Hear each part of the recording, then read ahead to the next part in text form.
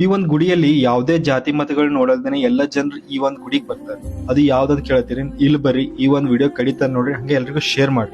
ಇವತ್ ನಾವು ಗುರುಪಾದೇಶ್ವರ್ ಗುಡಿಗೆ ಬಂದಿವಿ. ಇದು ಎಲ್ಲಿ ಬರ್ತದೆ ಅಂದ್ರು ನಮ್ ಬೀದರ್ನಾಗ ಬರೋ ಒಂದ್ ಮುತ್ತಂಗಿ ಅಂತ ಊರದ.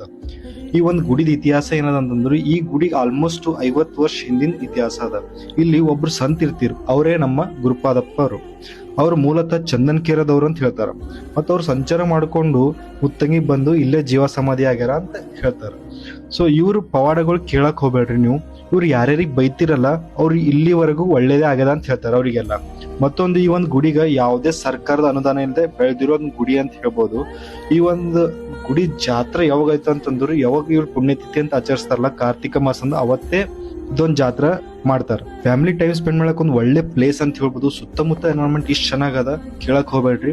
ಸೊ ಬಂದು ವಿಸಿಟ್ ಮಾಡ್ರಿ. ಹಂಗೆ ಇಂಥ ವಿಡಿಯೋಗಳಿಗೆ ನೋಡ್ಬೇಕಂದ್ರೆ ಫಾಲೋ ಮಾಡ್ರಿ. ನಿಮ್ ಕಡೆ ಯಾವ ಪ್ಲೇಸ್ ಇರ್ತಾವಲ್ಲ ಕಾಮೆಂಟ್ ಮಾಡ್ರಿ. ಜೈ ಕರ್ನಾಟಕ.